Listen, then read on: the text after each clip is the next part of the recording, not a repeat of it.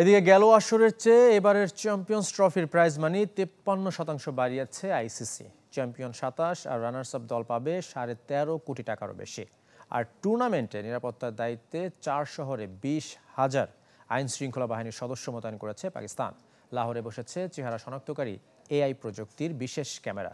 আর করাচিতে প্রস্তুত রাখা হয়েছে সোয়াটের বিশেষ টিম।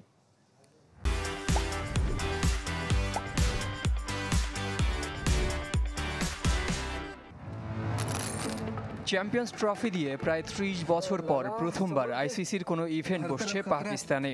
শেষবার 1996-তে যৌথভাবে বিশ্বকাপ আয়োজন করেছিল দেশটি।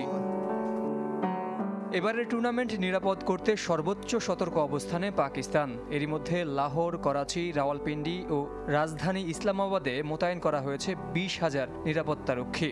গুরুত্বপূর্ণ স্থানে থাকছে স্নাইপার। বিমানবন্দর থেকে হোটেল থেকে স্টেডিয়াম, যাত্রাপথে দলগুলোর সাথে সবখানেই থাকবে বিশেষ বাহিনী। চ্যাম্পিয়ন্স ট্রফিকে সামনে রেখে নিরাপত্তা ব্যবস্থা অনেকটাই ঢেলে সাজিয়েছে পাঞ্জাব পুলিশ। আধুনিকায়ন করা হয়েছে পর্যবেক্ষণ ব্যবস্থা, সিসিটিভি বাড়ানোর পাশাপাশি বসানো হয়েছে এআই প্রযুক্তির চেহারা শনাক্তকারী ক্যামেরা। আর সম্ভাব্য ঝুঁকি কিংবা জরুরি অবস্থা মোকাবেলায় সোয়াটের বিশেষ দল প্রস্তুত রেখেছে করাচি পুলিশ।